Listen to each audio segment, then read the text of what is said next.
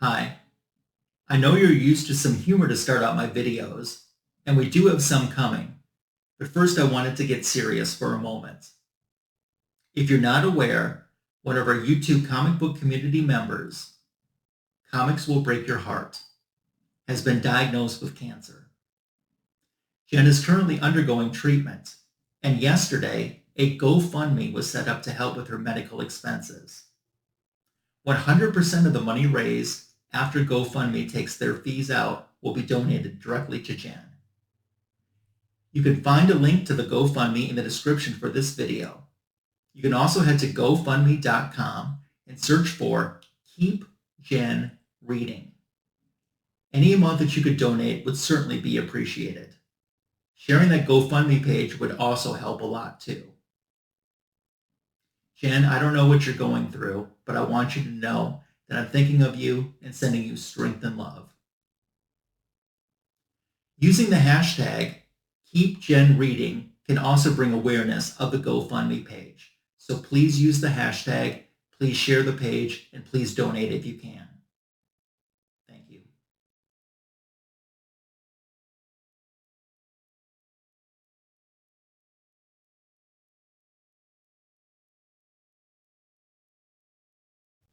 Who does Batman call when he needs to cool down his expensive drinks?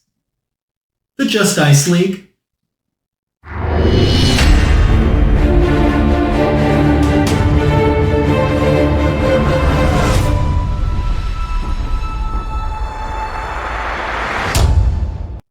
Thanks for stopping by my YouTube channel today for Comic Book Editions Volume 163. Today, I have a JLA comic book haul to share with you, and an AOK unboxing from my friend, Silver Age Dave. I'm glad that you're here for what's going to be an awesome time. I say that because this video is also the debut of a new shirt I found, Team Awesome. I believe this is Neil Adams' artwork, with so many of my favorite characters on it. Nice to see Batgirl and Supergirl also included with the usual suspects. This image was also the cover image of an oversized wraparound poster book that DC Comics released in the Bronze Age. I remember as a childhood collector finding out about this book. Oh, I wanted it. I told my parents how much I wanted it. I told my grandparents how much I wanted it. And my birthday came, and I got it. Twice. They each got me one. Now, they thought it was horrible that I had a duplicate gift, but I didn't care. I love that book so much and still do. It's awesome.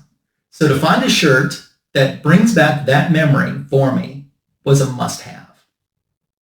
I also thought it was pretty appropriate today to share in our video, as we're going to be showcasing some Justice League of America comic books that I bought from Silver Age Dave. I'm sure you're familiar with him. If not, I've left a link to his YouTube channel in the description for this video. Several months ago on social media, Silver Age Dave posted that he was looking to thin down his comic book collection if anyone was looking for something to get a hold of him. Well, I did, and I said, do you have any Justice League, Volume 1? And he ended up having quite a few books that I wanted. We ended up being able to strike a deal. I've got my books. There's so many that I'm going to bust them into 4 different segments, releasing one segment a month from now until the end of the year. This is segment 1 of our JLA Haul. Silver Age Dave also included this nice little one-page in-house trade ad from a DC comic book, and he gave me a little bit of a note on the back too. To Magic Lasso. I found that once a comic has come to the end of its road, there's always a little bit of treasure left inside. That is what happened with this comic. The piece is salvageable, I thought to be pretty cool for you. I hope you enjoy these comics from my collection. I know you'll love them as I have. Silver Age Dave. Definitely. So happy to have these books into my collection. One thing that I told Dave when I first reached out to him, I'm not looking to flip these books. I'm just looking to try to complete my collection and stay as in budget as much as possible. And I was able to accomplish that. Before we get into the JLA books, though, I'll show you something else that he sent me as an AOK. It is this cool DC Comics superhero good health activity book. I think DuPont did this in the 1980s, around 1985, I believe. And inside you'll see some puzzles like a crossword puzzle, connect the dots type thing too. In the meantime, it's teaching kids about safety and, not everything in a medicine cabinet is safe for you. And, circle of things that you can share with someone else. It's just learning there. Plus, there's an interior letter from Batman himself welcoming you and kind of giving you the theme of this book. I didn't know about this book until, I don't know, within the last 5 or 6 years or so. I don't know how I missed out on this. This seems like something that they would have handed out at like public schools or something too. So I'm not exactly sure of the original source origin to this. If you know, make sure to leave it in the comment for me below because I'd love to know. But thank you, Dave. That's another AOK he sent with me. We're going to unbox an AOK from him at the end of this video, but right now we're going to get into this Justice League comic book haul. So the books I'm going to show you in the haul today range from 1964 to 1966. Up first, from the end of 1964, is Justice League of America Volume 1, issue number 32. So in this story, we have some of the JLA members essentially losing their powers or abilities and then being transferred to regular folks like a baseball player, an actress, a husband, a delivery man. And of course, because you have to have something a little bit wacky in there because it's the Silver Age, a juggler. The villain of the story is Brainstorm. This is his first appearance. I really don't remember any other appearances of Brainstorm. I could be really off on that. But he's the big baddie in this. Of course, some of these Silver Age DC comic books, as I've said before, some of them can be enjoyable, and some of them can be just a little too much out there. Speaking of one that falls in the category of being a little out there, issue number 35. We're in 1965 right now. So we have some villains like the Pied Piper and Killer Moth, who I think are really cool villains. But the true villains of the story are Demons 3. And in this issue, you get a reference as well to some previous Justice League of America comic books. I know issue 11 is referenced in this issue, and I want to say it's issue 25 as well, also gets a little bit of a reference in this comic book as well. So you have the Justice League trying to figure out how they're going to fight essentially their costumes with nobody inside of their costumes. So these demons end up having the Justice League's original costumes taken from them, so the JLA has to use their spare costumes, which they end up getting damaged, and they don't know how to fight villains when there's no one inside of the costumes, but the costumes are moving. Like I said, I know this sounds very bizarre. Like I said, it's the Silver Age. It's Silver Age DC. You just have to kind of go with it sometimes. I still found the story very enjoyable. Up next is one of a few that we're going to show in this video of a JLA JSA crossover. So this is issue number 37. I've known about this comic book. I've been familiar with this cover for a very long time. And to be honest with you, I was never really interested in this book. No Wonder Woman on there. I mean, really, if you look at it, it's all JSA characters. You're like, where's the JLA characters? Essentially what the story is, Johnny Thunder of Earth 2, his Thunderbolt, and him are kind of at odds with each other. So the Thunderbolt decides, well, I'll just go over to the Johnny Thunder of Earth 1. He'll treat me better. Well, the Johnny Thunder of Earth 1 ends up being evil. And he starts controlling him and making him essentially destroy the Justice League. There is a cool part of the story where Earth 1 Johnny Thunder orders the Thunderbolt to prevent the heroes from ever becoming. And they don't spend a lot of time on it. They only do like one panel per character, and some of the characters, just got mentioned at the end, like, oh, also Aquaman and Wonder Woman too. But, like he goes back and makes it so Krypton wouldn't explode, stuff like that. That was an interesting part of the story. So I say all of this to come back around to say I was never really interested in this book, and I really liked this story. It's a two-part story, and I don't have the continuing issue yet, although I think the next issue's cover is really good. The Thunderbolt also in this story, per Earth 1 Johnny Thunder's command. I hope I didn't say Johnny Quick before. It's Johnny Thunder. Johnny Thunder's command also decided, no, let's have these characters exist, but instead of who they became, we'll replace them with villains here. So essentially at the end, we got a Justice League going on, but the people that are the Justice League are villainous. So like the overall theme of this is don't judge a book by its cover, because I think this cover could have been a lot better. And read the story and really enjoyed it.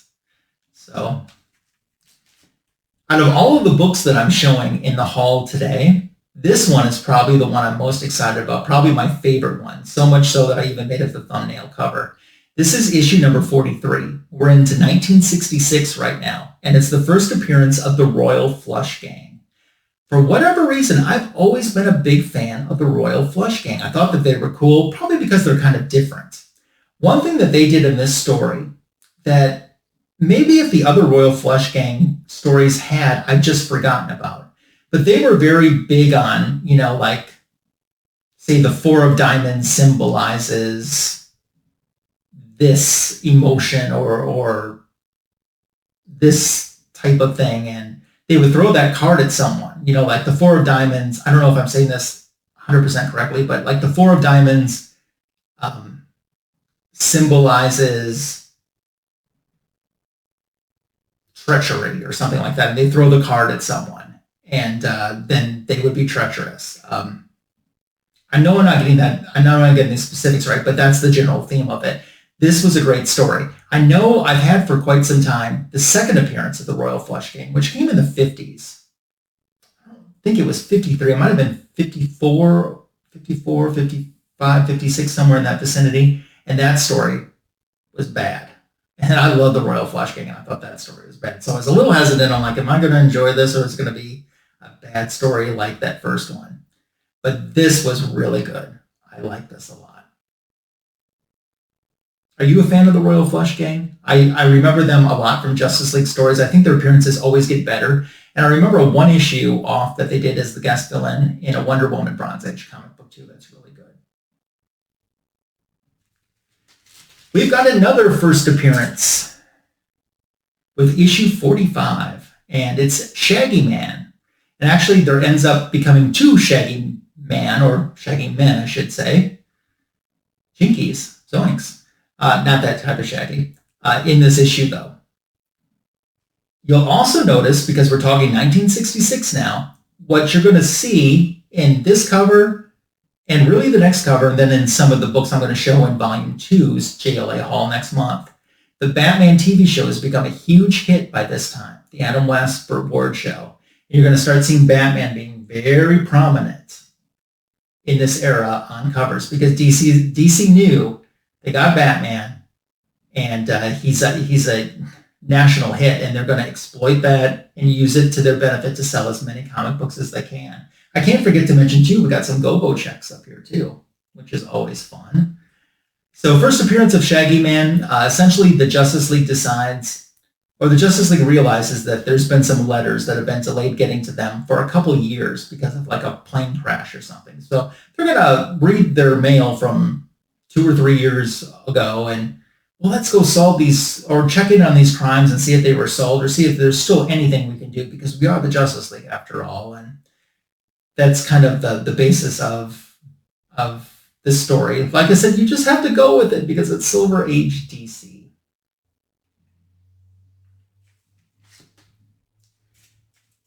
Then one more to show in this haul, part 1 for JLA, is issue number 46. Once again, see how we got Batman prominent there? Got Solomon Grundy and Blockbuster. There's also a villain called the Antimatter Man. He's really kind of a big baddie. The first of a 2-part JLA JSA team up. And this is also the first Silver Age Sandman appearance. I should jump back because I forgot to say too, when I was showing you Justice League issue number 37, that was the first Silver Age appearance of Mr. Terrific. This is first Silver Age Sandman in DC Comics. What's odd about this story is, 2-parter, I don't have the second part, but as a childhood collector, I had a reprint, I think just of the second part, not of the first part, because when I was reading this, none of this came back to me or sounded familiar. And then I kept thinking, why would they reprint just one part of a two-part story and not the entire thing? I don't know about that. I don't know if my memory's fuzzy or if it's just something odd like that. JLA JSA team up. Blockbuster's a cool character. I always can't get enough of Solomon Grundy. Love some Solomon Grundy. And no Wonder Woman in this one either. There's a few of these in this haul that I showed you that didn't have any Wonder Woman in either, which is always kind of a boo for me. But I love that it's still knocking out another book in my JLA haul. So issue number 46, still from 1966. And that's going to wrap up JLA Haul Volume 1. As I said, next month, we're going to show you some more books that I picked up from Silver Age Dave. Oh, by the way, I didn't want to forget about this either. He sent me some Army men and some Army pieces too. So that was pretty cool. Thank you. So when I was letting Dave know that the books had arrived, he said, have you, like the day later, he came back, he said, have you filmed your unboxing video yet, or your video yet for the JLA Haul? And I said, no. He goes, well, if you don't mind, just wait a minute, because I want to send you an AOK. I was like, oh, wow. I wasn't expecting that. And that has arrived. So that's what I'm going to open now. Literally no idea what this could be. But the best way to find out is to open it. Here we go. Took you out of fast forward mode there. So I should add too, before I even look at this, there are two books that are not JLA related books that I'll be showing soon on a comic book editions video. Those two books are very important to my collection because they help me complete a title. So more details about that coming up in the near future. But right now, I see no creepers allowed. I like that.